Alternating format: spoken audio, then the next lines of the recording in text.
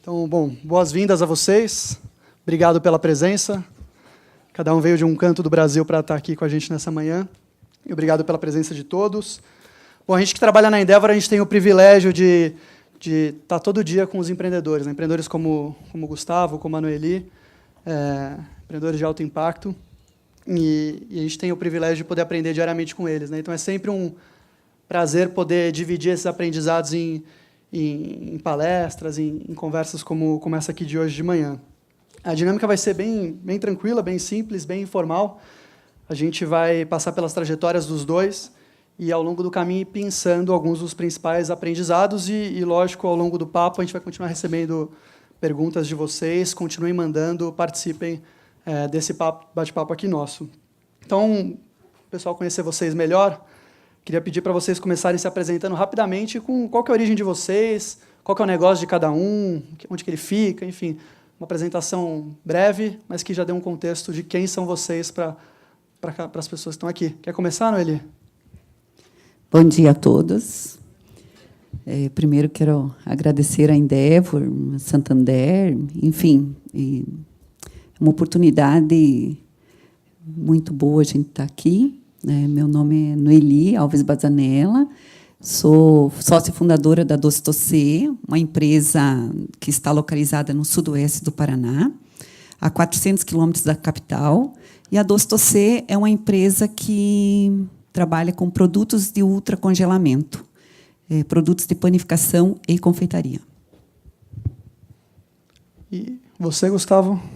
Bom, eu me chamo Gustavo Travassos, né? Eu cresci no interior de Minas, numa cidade chamada Juiz de Fora, e fui para Belo Horizonte há uns 20 anos, mais ou menos, para trabalhar com um grupo de trading que estava montando lá e, diante da confusão que era o negócio, resolvi sair para ter alguma coisa minha. E hoje a gente tem dois negócios, um negócio principal que é fabricação de rastreadores de veículos. A gente é líder na América Latina disso, fornece para essas grandes empresas que prestam serviços de monitoramento de veículos, e se chama Maxtrack, essa empresa. E uma segunda empresa criada depois da fase Endeavor, em 2013, que se chama Denox, que é uma empresa de internet das coisas, que tem como proposta distribuir objetos inteligentes e plataformas de software em nuvem, etc., para resolver problemas que existem hoje em residências e pequenos estabelecimentos comerciais. Legal. Bom, estamos com dois empreendedores já com empresas médias grandes, e a ideia é a gente pegar desde o começo da história deles e ir trazendo quais são as principais sacadas que eles foram tendo para construir esses negócios e terem o sucesso que eles tiveram. O Juliano contou na conversa anterior sobre o conceito de empresas de alto crescimento, né? A gente fez uma pesquisa na Endeavor e a gente constatou que 94% das empresas de alto crescimento elas têm alguns fatores em comum.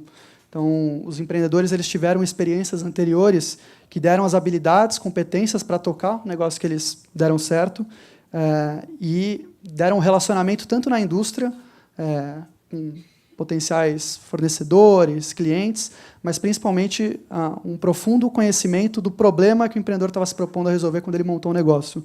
Então, 94% das empresas têm essas características. Os empreendedores começaram por onde eles conheciam. Então, eu queria, começando do começo, vocês também iniciaram por onde vocês conheciam ou vocês fazem parte dos 6%? Gente, inclusive o ministro que falou uma coisa muito interessante. O empreendedor, normalmente, uma das características comuns dele é sonho de liberdade. Normalmente, o empreendedor ele quer ser livre e poder não depender de ninguém. E também características que são comuns é a questão assim da vocação mesmo. Normalmente o empreendedor sabe para aquilo que o que ele gosta de fazer. E vem uma outra coisa, a necessidade. Nesse tempo que a gente vive, tem muito essa questão de necessidade. Então, o empreendedor tem uma vocação, mas também ele vê uma necessidade. E isso é algo assim que eu creio que faz parte da característica das pessoas que têm empreendido num país como o nosso, né? Bom, eu sou meio antítese, meio 6%, mas em parte, né? A história é mais ou menos a seguinte.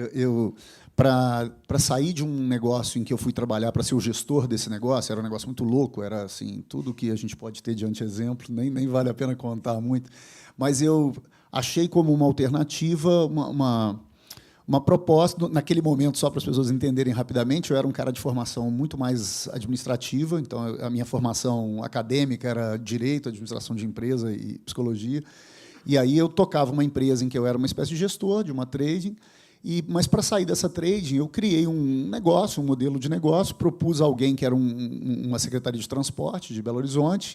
A ideia teve um super acolhimento e eu achei que era só conectar os pauzinhos ali, comprar uma coisa aqui, outra ali, e o modelo rodava. E no fundo, era um modelo de negócio que assim, não me exigia grandes conhecimentos tecnológicos nem nada. Mas o que aconteceu foi que não aconteceu dessa forma. Então, os pauzinhos não se conectavam nunca, as coisas queimavam, elas não eram apropriadas para o contexto lá, a história é longa. Mas, em síntese, eu acabei sendo obrigado a desenvolver um produto, né, um hardware, que tinha um conteúdo tecnológico alto, que eu não dominava nem de longe, mas foi a forma de ficar vivo dentro de uma ideia, de um sonho grande que não imaginava que ia encontrar esse tipo de necessidade. Então, e esse foi um primeiro negócio em que eu empreendi antes do negócio atual, que é a Maxtrack. Então, no fundo, sim e não, né? Não era a minha área core ali, aquela coisa da tecnologia, de hardware, de eletrônica, de comunicação sem fio, mas eu tinha passado por um projeto um pouco antes em que eu vi que era possível construir coisas locais para endereçar problemas locais. Assim, eu acho que uma característica legal também de todo mundo que empreende, acho que esse carimbo empreendedor é meio narcisista demais, mas assim, qualquer pessoa que corre atrás de um sonho próprio, ela vai ter que aprender muita coisa e muito rápido. Então, eu acho que é uma característica legal de quem tem esse perfil empreendedor, não ter medo de novidade, né? Então, eu diria, embora eu não tenha vindo de uma área técnica, eu adorei ter mais uma coisa para aprender ali, que era assim, como é que você constrói um produto, como é que você faz um software, um firmware, um hardware, isso, aquilo. Então, assim, acho que tem muito sentido isso, de ter uma bagagem antes, mas a minha bagagem maior não foi exatamente o produto, e sim o negócio, né, em si. Eu acho que ajudou demais. Seria quase impensável ter saído da faculdade direto para assim, me propondo a aprender tudo de tudo ao mesmo tempo. Você tinha quantos anos de mercado quando você montou o negócio? Cara, eu era um sujeito problemático, né? Porque assim, eu não queria sair da casa dos pais. E quem mora no interior é tudo de bom, né? Então eu estudei muito, eu emendava um curso no outro curso. Claro que a desculpa naquela época é que eu adorava estudar, mas assim, não era, eu queria ficar ali na sombra. Então, quando eu saí para tocar esse negócio com terceiros, trabalhar para terceiros, eu já tinha ali meus 24 anos, mais ou menos. E aí fiquei uns 3 anos nesse negócio, mas assim, eu demorei só 2 meses para saber que o negócio era um lixo. Demorei outros 2 anos e 10 meses para sair. E por que isso? Porque, na realidade, eu caí numa cilada, que é muito comum aqui no Brasil, inclusive, hoje menos, mas naquela época era muito, de empresas que montavam estruturas não muito éticas, não muito legais do ponto de vista tributário, etc., e elas usavam aquela famosa figura do laranja, né? O cara que fazia tudo, que punha o nome. Então, assim, quando eu saí, com menos de um mês, eu ganhei 5% de sociedade. Eu falei, cara, eu tenho muita sorte, né? Esse pessoal me adorou, eu devo ser muito fera mesmo. E me deram aquela sociedade, e a sociedade foi ridícula logo no segundo mês, porque eu tinha apurado todos os números e tal, entreguei para o contador, na época, prestou a informação lá, gerou uma guia de recolhimento. Aí, quando os caras, donos da trading, souberam, falaram, você está louco? Eu falei, como assim? Ele falou, cara, você declarou que a gente vendeu. Eu falei, a gente vendeu muito. O negócio foi bem. Né? Então, assim, é uma história muito maluca essa, mas com 2 meses eu falei assim, eu não quero trabalhar numa empresa desonesta, essa coisa aqui não tem futuro. Mas eu fiquei um tempão depois para sair, porque ali eu já vi que assim, um dos grandes problemas de empreender é que você é eternamente responsável pela criatura, né? Então, eu falei, eu só saio disso aqui com essa coisa qualquer resolvida.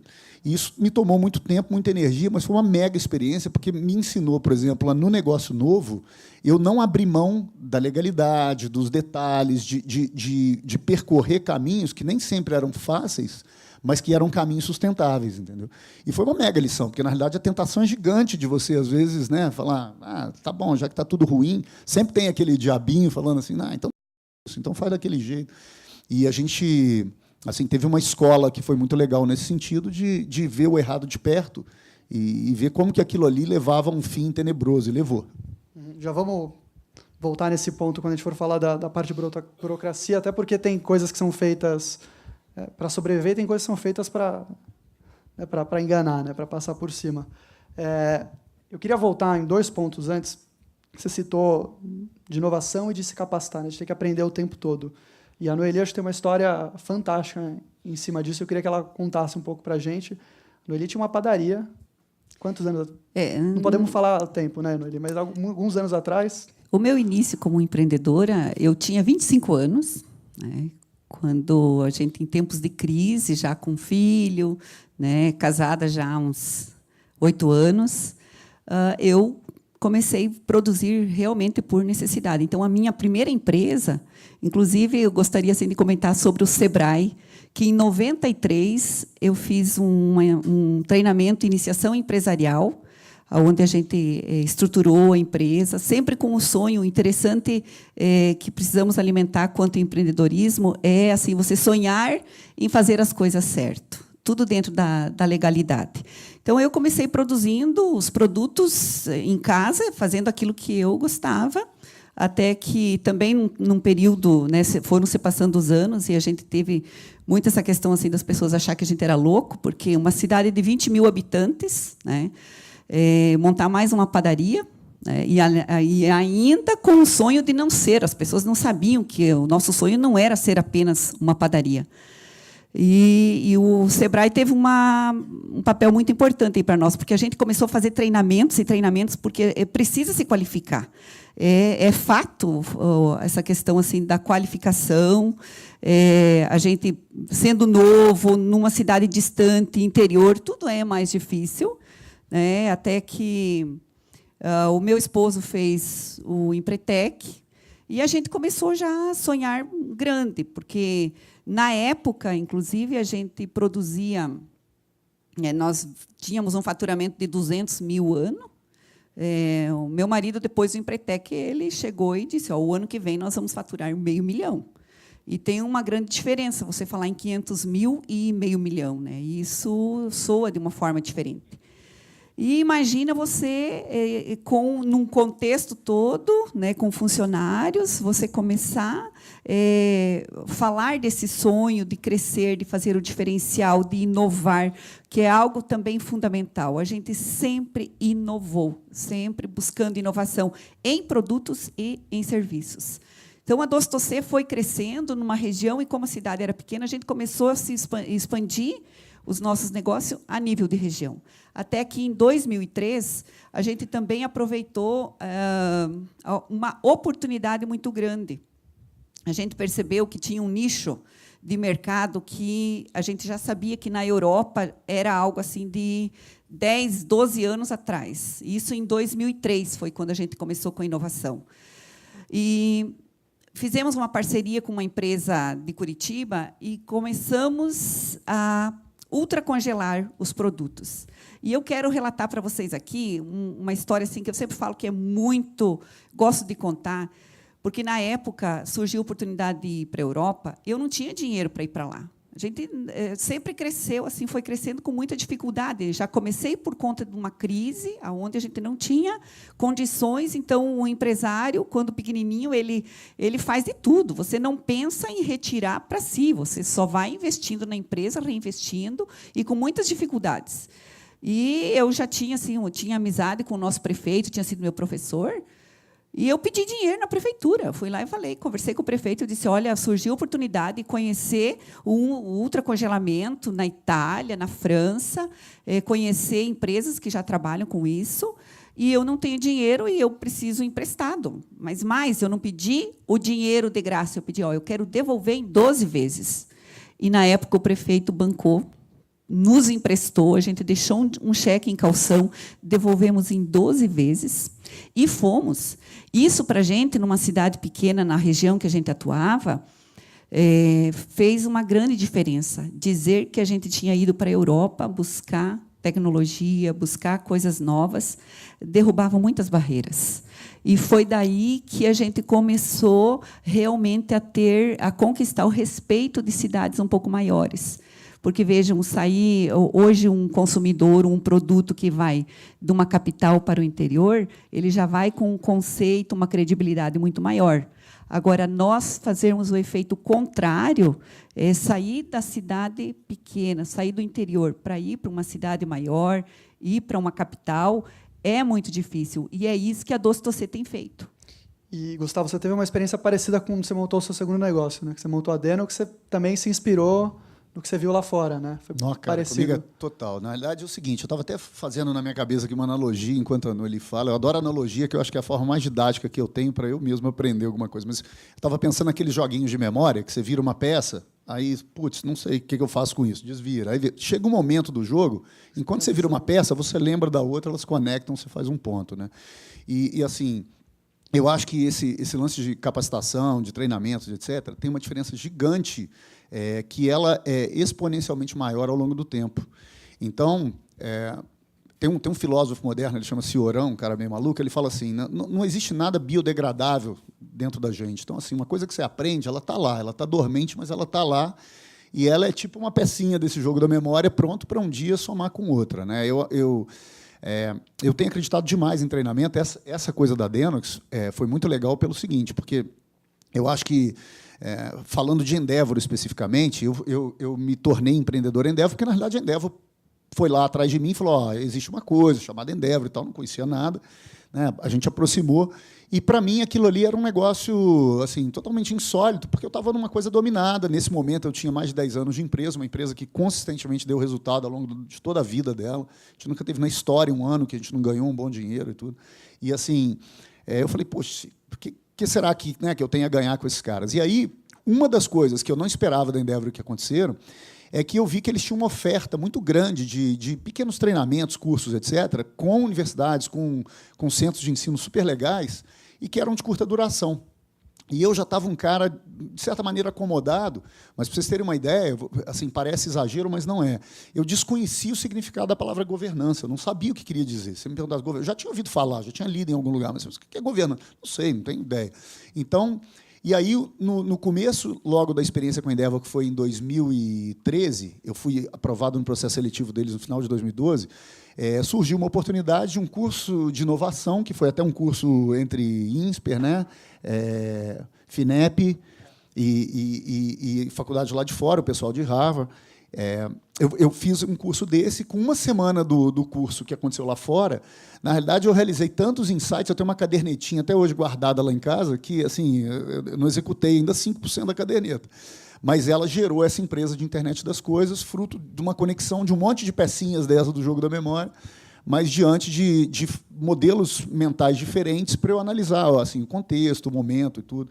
Então, eu super acredito em capacitação, mas sempre acredito, não é de hoje, mas eu tenho visto um valor muito grande hoje de você estar buscando capacitação de dentro do problema. Porque eu acho que, quando essa energia, essa libido está toda investida no problema e você vai atrás, de fato, de uma solução, a capacidade que a gente tem de absorver coisas novas ou de conectar coisas novas é muito maior do que quando a gente cria uma agenda meio assim, como é que eu posso dizer, meio né, racional demais. Vou aprender aquilo, vou aprender isso. Eu acho assim, acho até, outro dia eu estava falando num evento do Sebrae, com umas empresas júnior lá em Minas, e de novo eu fiz uma conexão que eu falei, cara, pensar no empreendedorismo como uma metodologia de aprendizagem não é uma coisa absurda, porque, na realidade, aquele é quase que um paralelo com aqueles jogos empresariais, aquelas outras metodologias que você se envolve tanto emocionalmente no negócio, que a tua capacidade de buscar coisas, de aprender coisas, e de botar em prática coisas novas, ela aumenta muito, né?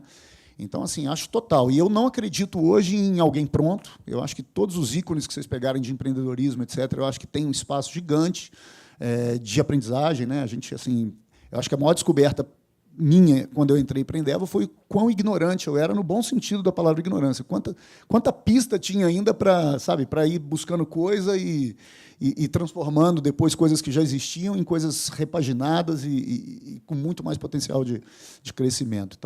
Então, assim, eu sou fã fervoroso da busca de conhecimento. Já vamos falar mais de o que vocês estão fazendo hoje, como vocês estão estruturando as empresas, falar de governança, da história do conselho. A gente tem uma brincadeira na Endeavor que a gente fala que a máquina do tempo ela existe, né? Ela se chama avião. Você pode ir, pegar, andar 12 anos para frente lá para a França, para a Alemanha, conhecer as máquinas que hoje atuam por lá. Você pode ir para os Estados Unidos. Então, o empreendedor ele tem sempre algo a aprender, sempre tem alguma coisa para frente. E a gente estimula muito que o empreendedor sempre olhe o que tem de melhor no mundo, né? Não tem que a gente ter barreira. A Noeli, com pouquíssimo recurso, ela conseguiu ir para o melhor lugar do mundo. O Gustavo, já com um pouco mais de possibilidades, ele foi lá para os Estados Unidos, mas todo mundo aqui tem uma forma de buscar o que tem de melhor lá fora para trazer aqui para dentro, porque tem muita oportunidade, né? E já puxando para Bom, a gente segue a nossa vocação, vai lá para fora, aprende, inova, continua. Acontece a empresa, né? Simples assim. Não é verdade, né? Qual que é a importância de ser resiliente nesse processo? Quanto que vocês levam e já levaram porrada na vida de vocês ao longo dessa trajetória? O quanto que é importante se manter forte nesses momentos? Eu queria que vocês talvez trouxessem um ou outro momento que vocês tiveram que passar por maior dificuldade, mesmo se preparando, mesmo sendo inovadores, mesmo fazendo tudo certo. Como é que é a vida de um empreendedor de dentro? Eu penso que eu resumo em foco no sonho. Sonhar grande, não desistir apesar de, e acreditar nessa questão de você transformar as pessoas, se perceber também como um veículo de transformação, né, de o causador, vamos pensar assim, um agente de transformação na sociedade em que você vive, porque eu acredito firmemente que a gente vai ter um país melhor, a gente pode ter uma sociedade melhor a partir do empreendedorismo, né? Também algo assim que é inerente ao empreendedor é você não desistir por nada, a perseverança, você persiste diante das dificuldades, e é algo assim que eu, pelo menos, me fascina. O combustível são as dificuldades, porque te tira da zona de conforto, os desafios que você tem diariamente. Você olha para o lado e vê assim pérolas, verdadeiras pérolas. Eu falo que nós estamos lá numa cidade tão pequena, onde a gente tem dificuldade de contratar bons profissionais, mas você percebe ali do teu lado que você tem pessoas comprometidas, pessoas que acreditam, pessoas que também aprenderam a sonhar o teu sonho, e que você pode investir, você pode trazer essa capacitação para dentro da empresa. Hoje, tudo que a gente ouviu aqui é tudo que o empreendedor quer ouvir. Sabe, quando Sebrae, a universidade, bancos, olhando assim num sentido de colaboração, porque eu penso que o empreendedor também ele não pode fazer nada sozinho. Ele continua olhando para frente, tendo essa característica de resiliência muito forte, porém, precisa-se de essas entidades, essas instituições que também acreditem, ajudem a construir esse sonho. E você, Gustavo, você falou que a sua diversão era estudar, não era sair de casa para resolver problema. Qual que foi a virada de chave, se teve alguma? Como é que foi? Também não me tome tão mal assim. Né? Eu sempre fui assim, criativo, inovador, entre outras coisas. Por exemplo, na época da faculdade, fundei a empresa Júnior, tem muito tempo, isso não era ainda tão popular. Montei consultoria com professor, eu me virava bem. Você sempre foi inquieto? Inquieto, sempre tive fome. Mas eu acho assim, é preciso ter um cuidado muito grande. Eu acho que essa palavra resiliência, eu gosto dela, acho ela até bonita, ela enobrece, mas assim, a base da neurose é uma coisa muito parecida com a resiliência, né? Aquela coisa de buscar o sofrimento, a repetição e tal. Então, acho que é preciso ter um cuidado, porque para não confundir uma espécie de masoquismo com essa superação de problema. Tem gente que busca o problema, e é muito mais comum do que a gente pensa. Eu posso falar de cadeira porque eu vivi isso na minha família. Eu estou dizendo assim, com pais, etc., eu vivi uma vida inteira de um mesmo problema gravíssimo sendo repetido, etc., e que você via que era puramente uma armadilha psicológica. Né? E eu acho que o grande lance do empreendedor é quando a gente olha para isso que a gente chama de problema, de obstáculo, de tal, a gente encara com uma atitude que é diferente. Eu acho que esse é o grande ponto. Então, assim, o mundo é construído de problema ou oportunidade, depende de como é que você queira chamar, mas assim, elas todas passam, elas todas ficam insignificantes e ridículas com o tempo. Né? Eu acho que o grande negócio é você vencer rapidamente o obstáculo e fazendo daquilo um grande jogo mesmo, um desafio que você fala, cara, é assim, então vamos ver. Né? Então, é uma coisa meio uma atitude desafiadora, mas que é muito importante que não seja uma busca pelo problema. E isso acontece demais. Inclusive, nessa mortalidade infantil aí das empresas, etc., você vê claramente olhando de fora, o empreendedor que se endividou quando não precisava, né, que deu aquele passo grande demais quando não precisava. Mas aí você vai olhar num timeline do cara, na história do cara, ele fez isso várias vezes. Cara, isso é neurose. Isso, não chama isso de resiliência, não, né? Resiliência é quando você não criou o problema, ou se criou, você não cria ele uma segunda vez, quer dizer, mas principalmente pegar uma ameaça, uma coisa que vem do mundo externo e falar, eu vou fazer o meu melhor esforço, né, para passar por isso aqui e aprendendo alguma coisa e saindo mais forte. Eu acho que isso é uma resiliência positiva. E não aquela coisa, pô, do cara bater na cabeça na parede, tem a porta do lado, mas ele fica a vida inteira. Tem uma historinha da psicologia legal também para exemplificar isso, né, do pessoal do behaviorismo, lá, da psicologia comportamental. Eles falam assim, fizeram uma experiência com um homem e com um rato, aí pô, botaram uma grana lá no final do labirinto, e o homem foi lá e tal, aprendeu onde estava a grana, chegava rapidinho. Fizeram a mesma coisa com o rato, colocando o queijo, o rato foi umas vezes, aprendeu o queijo rapidinho. Aí falaram, agora que vem a parte boa, né? Tiraram o queijo. O rato foi lá uma, duas vezes, falou, cara, desisto, não tem mais queijo naquele negócio. O cara até hoje está indo lá atrás do dinheirinho que não existe. Então, eu acho assim, isso é da ordem da neurose, da repetição. Eu acho que essa é a resiliência para a gente, né, deixar de lado. E tem uma outra boa, que é, cara, eu não tenho medo de problema nenhum. Põe problema na mesa, vamos ver se ele é grande desse jeito, né? Vamos ver se é perigoso do jeito que estão falando que é. Então, esse eu acho que é o lado legal. Eu só complementando um pouco essa questão da resiliência, eu penso que essa palavra a gente poderia traduzir ela de um modo assim que as pessoas possam compreender que resiliência é você ir contra tudo e contra todos, né? E mesmo você, diante das pauladas que você vai levando, porque a gente leva paulada, você tem no nosso histórico assim, a gente tem muitas situações onde outras pessoas teriam desistido. Principalmente, hoje a gente ouviu aqui sobre o nanismo econômico. Eu nunca tinha ouvido essa palavra, nunca tinha ouvido essa palavra. Mas, de fato, a gente vive numa cultura onde o ser grande ou sonhar grande era pecado, né? Ter muito dinheiro era pecado. Isso era a cultura, que foi o que a gente ouviu, o ter dinheiro, né? E outra coisa também, por conta até mesmo da mídia, o empresário sempre foi o sem vergonha, sempre foi o safado. E você poder mostrar e construir uma história onde você consegue mostrar para as pessoas que não é verdade, que, pelo contrário, o empresário, eu sempre digo assim, que o empresário no Brasil, e ainda assim, o pequeno empresário, ele tinha que receber salário do governo. Porque é difícil, não é fácil você gerir, né, ter tempo de pensar em governança, como ele falou aqui, que é uma palavra que eu também não tinha ouvido. Hoje a gente tem se voltado para isso. 2015 foi um ano que a gente teve um foco muito grande nessa questão de governança, definir um modelo de governança onde a Dostocê seja uma empresa perene, né, que eu e o Carlos vamos, mas os sucessores aí venham com essa mesma ideia. Então, isso é resiliência. É você realmente ir contra tudo, né, aquilo que te desmotiva e que faz você pensar diferente.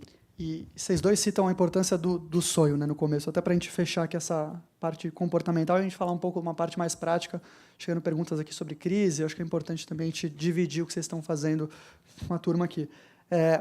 No começo, o sonho foi super importante para vocês irem, construírem, mas hoje vocês são já empreendedores bem-sucedidos, vocês já construíram negócios que fazem sucesso, que são estáveis, mas que continuam crescendo.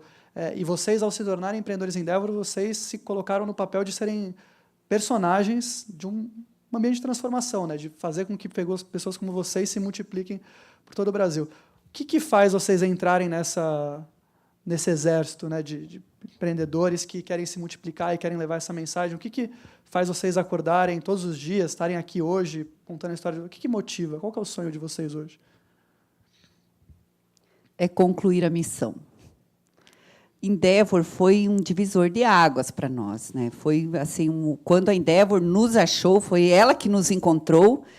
Pense no caos de gestão que a gente estava. Aliás, não tinha gestão na nossa empresa, porque nós só pensávamos numa coisa, era crescer. E você falou aí que a gente já... Vamos pensar assim, a empresa já cresceu, já chegou num certo ponto. Nossa, eu acho que a gente é tão pequenininho perto daquilo que a gente vai ser ainda. sabe? Porque a gente acredita que nós seremos assim uma empresa não conhecido nacionalmente, mas a gente tem possibilidade de entrar mesmo nessa questão de globalização. Temos produto, nós estamos a 160 quilômetros da Argentina, estamos próximo do Paraguai.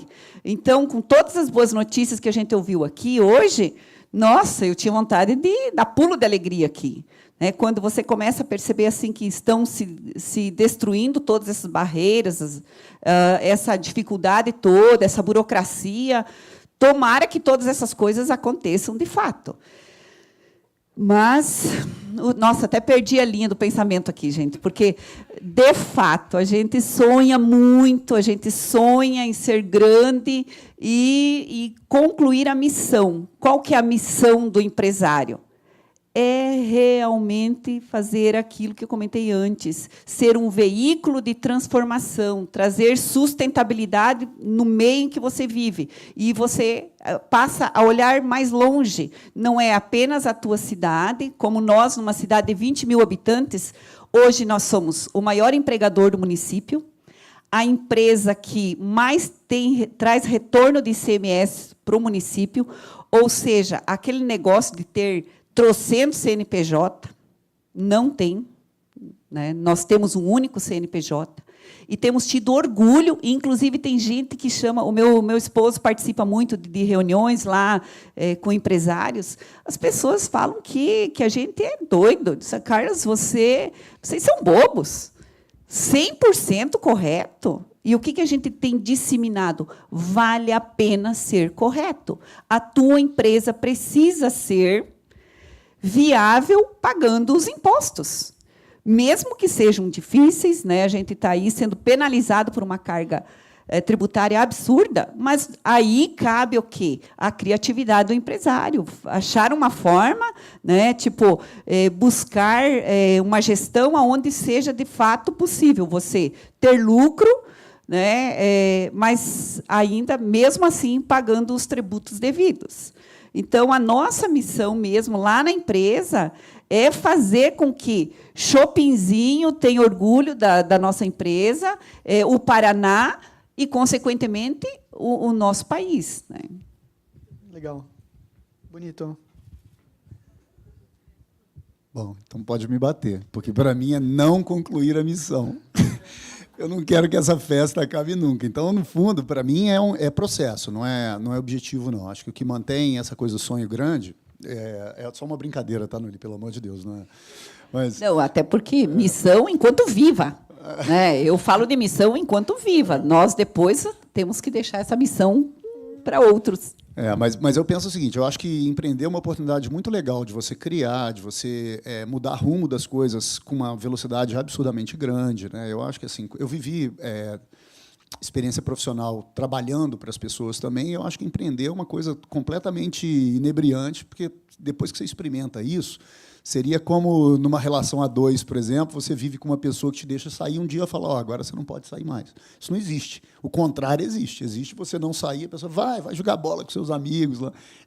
E eu acho que é mais ou menos o mesmo paralelo. Então, quando você está diante de um projeto, um plano de carreira, eu tenho até umas opiniões que não são boas para compartilhar em público, mas assim, essa coisa de plano de carreira, cargo de salários, tal, eu olho isso com um olhar muito ruim, sabe? Porque eu acho que isso é uma cenourinha lá, aquele docinho na frente, para você suavizar ali as pessoas e deixar elas alinhadas naquela direção de manada do resto da vida. Eu não gosto disso. Então, eu acho que empreender é você poder mudar o tempo todo a regra do jogo, e de uma forma bacana, de uma forma legal. Então, assim, esse lance de imposto mesmo, eu acho que isso é um grilo que eu nunca tive, nunca, porque eu acho que quando o negócio começa a se preocupar demais com tributo, não é que não tem, todo negócio tem que preocupar com tributo, mas quando você está com o tema central do negócio sendo discussão de tributo, é porque o negócio é um lixo.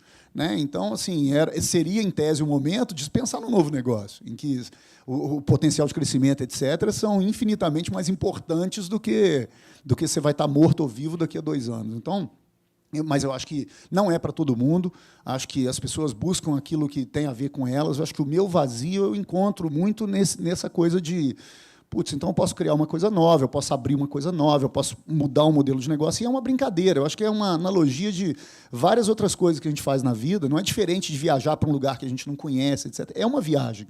Então, eu acho que é processo.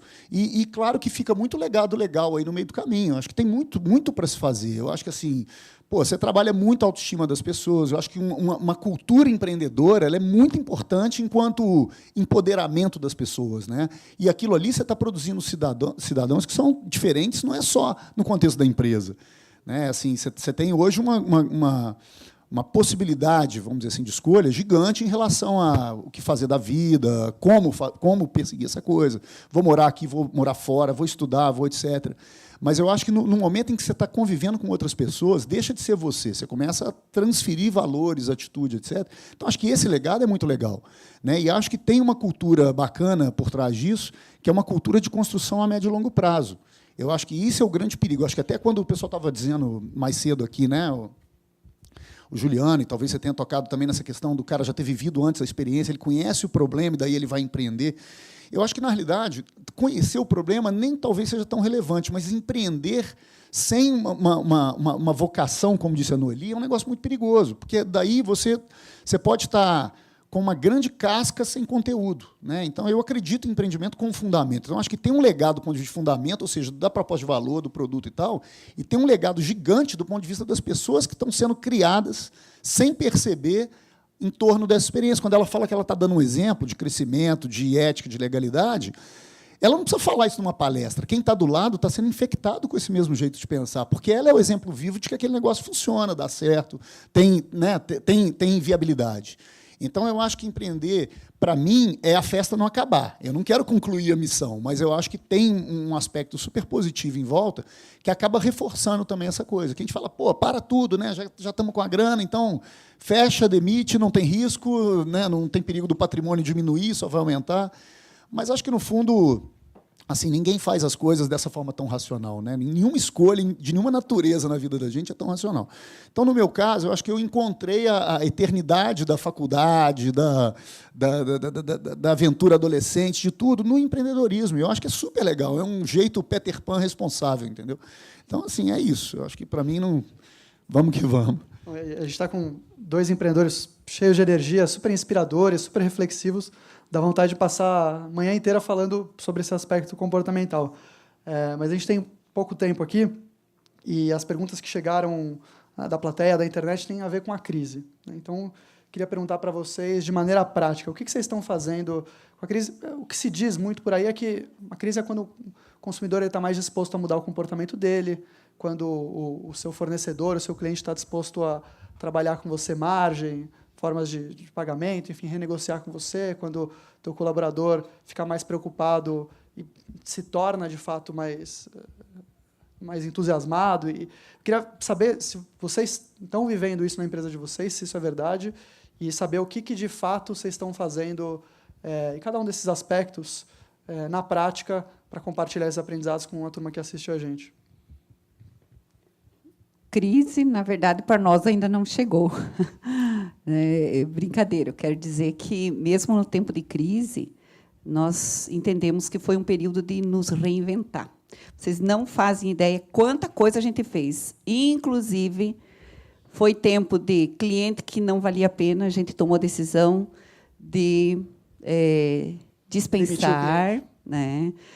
Ou seja, foi um ano, esse tempo aí que a gente fala assim de crise, 2015 nós vamos fechar um ano com um crescimento em 25%. Né? E nós estreitamos relacionamentos, foi um tempo de reinvenção de fato. A gente estreitou relacionamento com nossos clientes, a gente focou muito mais nos nossos clientes, aqueles clientes que são parceiros mesmo. Então, a gente teve novas estratégias de serviços, de atendimento, nós criamos produtos novos. Foi um tempo de oportunidade. Essa crise, para mim, foi um tempo de oportunidade, e eu tenho assim, uma forma de pensar que, seja em qual for o setor, seja na vida pessoal, seja na vida familiar, crise é a melhor época para você aprender, reaprender, né, para você sair fortalecido dela. Então, para a gente e para o empreendedor, eu creio que a crise é uma oportunidade. E você comentou um pouco, você estreitou laço com os clientes. Qual a mudança que você sentiu dentro da tua equipe? São 400 funcionários lá na 12doC, né? O que vocês estão fazendo com a turma? Como é que vocês estão fazendo com que eles participem mais, estudem? A mudança maior foi assim uma movimentação muito grande, uma corrida a aprender. Pessoas indo, voltando a estudar, treinamentos, cursos. O que a gente percebe? Que muitos observam assim, bom, que tal que a crise chega aqui? As pessoas estão saindo da zona de conforto. Elas estão correndo atrás de qualificação. Em contrapartida, a empresa está investindo também em qualificação, também nessa questão de inovação. É um tempo que a gente tem focado muito. Você, nesse estreitamento na relação com o cliente, você procura ouvir muito mais. Então, a gente tem ouvido muito mais, querendo saber o que o cliente espera da 12doC, o que o cliente quer da 12doC. E lá dentro aí a gente tem mobilizado. Então, a gente tem percebido um clima de colaboração muito maior, né? Aí a gente percebe assim, cada líder no seu setor se preocupando o que ele pode fazer para contribuir com toda na gestão, né, para que a empresa então permaneça e continue crescendo. E você, Gustavo, você está muito ligado à infraestrutura e à indústria automobilística, né? Você deveria Tô sofrer, bem, né? E esse é um dos melhores dos últimos anos que vocês estão fazendo, né? Assim.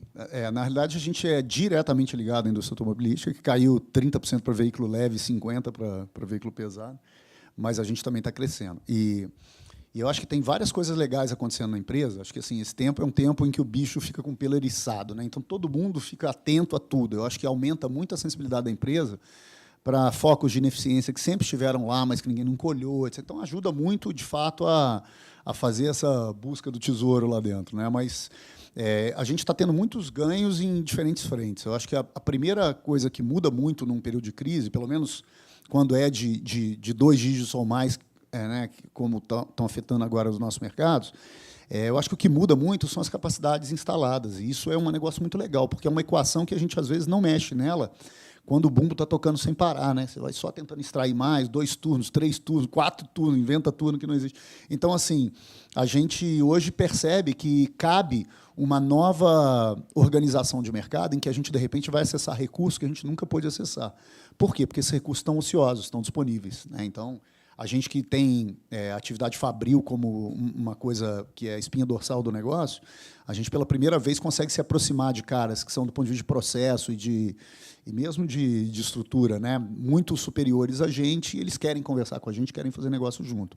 Isso é uma primeira frente. Segunda frente, eu acho assim, como o mercado caiu, e hoje a concorrência da gente não é mais com empresas locais, ela é com os números 1, 2, 3 mundiais, esses caras começaram a olhar menos para o Brasil, falar, putz, essa coisa lá está mal, não tem dinheiro, todo mundo não tem como pagar. Então, e a gente percebeu que isso deixou os clientes com as portas abertas, porque está todo mundo vivendo o mesmo movimento. Então, os clientes também abriram as portas para falar, cara, mas eu tenho dinheiro aqui, ó, que se eu conseguir resolver esse problema, eu consigo capturar. Então, a gente percebeu que foi um momento muito legal para a gente discutir novas tecnologias, novos projetos, etc., que não são coisas de curto prazo, mas que não estariam sendo discutidos se esses caras também não estivessem tentando, né, buscar mais eficiência e trazer receita nova. Isso foi um segundo ganho. Terceiro ganho, nunca foi tão fácil contratar gente boa. Eu acho que assim, eu não tenho tanto tempo de empresa, mas depois, nessa fase pós-Endeavor, a gente começou a buscar talentos novos, áreas novas que não estavam bem estruturadas dentro do negócio. E esse movimento de buscar não começou agora, começou tem 1 ano e pouco, quase 2. Mas agora está muito fácil de achar gente muito legal, sobretudo porque empresas muito grandes também estão, né, desligando profissionais. Esses caras, muitos deles já têm um olhar para o pequeno negócio, para o negócio de crescimento acelerado. Isso tem virado um projeto pessoal de muitos profissionais de grandes corporações.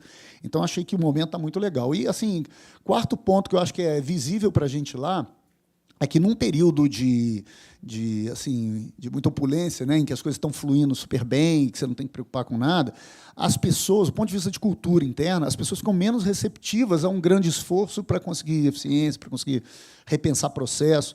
E eu acho que, de alguma forma, o contexto externo, esse monte de notícia pessimista e tal, faz com que as pessoas se unam em torno de, né, de ganhos que antes poderiam ser desnecessários, mas que, de repente, todo mundo começa a remar para o mesmo lado. E eu achei uma mudança super legal. Ou seja, a empresa tem uma consciência de crise, mesmo a crise não tendo chegado exatamente para a gente, mas por saber que assim pode chegar a qualquer momento. E eu acho que criou um contexto super legal. Várias ações que a gente está fazendo, que elas seriam óbvias e necessárias há 5 anos atrás, elas estão sendo feitas agora, porque as pessoas estão, de alguma forma, motivadas a fazer, porque poderiam ter feito desde sempre. Então, assim, a gente está achando que é um momento único. Até estava conversando com o Juliano por e-mail aí no fim de semana, e o Juliano falou, como é que está o ano, como é que está, né? Como é que você está vendo aí as coisas? Eu falei, cara, o ano está bom, mas 2016 está parecendo que vai ser tão bom que, como bom mineiro, eu não acredito. Eu acho que tem alguma coisa errada e putz, tem alguma surpresa aí que a gente não percebeu ainda. Mas eu acho que, assim, eu nunca tive tão otimista. Devo estar completamente louco, mas eu nunca tive tão otimista quanto agora. Eu acho uma coisa curiosa, porque assim, eu acho que assim, o que tem acontecido com a gente não é fruto só de oportunismo nem nada. A gente tem se preparado, né, mas eu acho que a crise trouxe todas as oportunidades assim com as portas escancaradas. As coisas que a gente já se preparava para elas, mas não conseguia fazer. Porque o cara não queria, o cara também do outro lado já estava todo oceano azul, ele não tinha olhar para coisa nova. Então, assim, eu acho que tem favorecido muita inovação, como a Noeli tem falado, e não é internamente, no ecossistema, no mercado. Né? E acho que com as pessoas de dentro também sensibilizadas, a gente conseguiu uma velocidade melhor do que a gente já tinha. Então, não vou agradecer a crise, não, mas, cara, tá legal, não vou negar também. Acho que é uma ótima forma de terminar. Acho que passando essa mensagem, né, tem o Romero Rodrigues, empreendedor conhecido, ele tem lá em 2001, quando o Buscapé começou, eles também passaram por uma crise enorme da bolha da .com, e eles resolveram colocar na parede, andamos estudando esse negócio de crise e decidimos que a gente não vai participar dela. Né? E acho que é mais ou menos esse espírito. Né? Toda a lição de casa que você pode fazer e como é que você pode estreitar os relacionamentos que você tem com o mercado para fazer com que as inovações, as melhorias, elas avancem.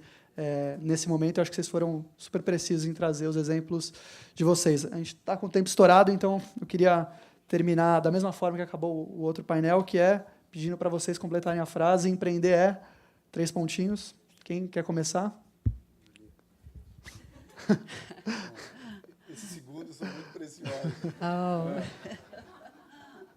Empreender é acreditar. Empreender é ser feliz, cara. Muito legal. Salva de palmas para os dois. Obrigado. Valeu, gente.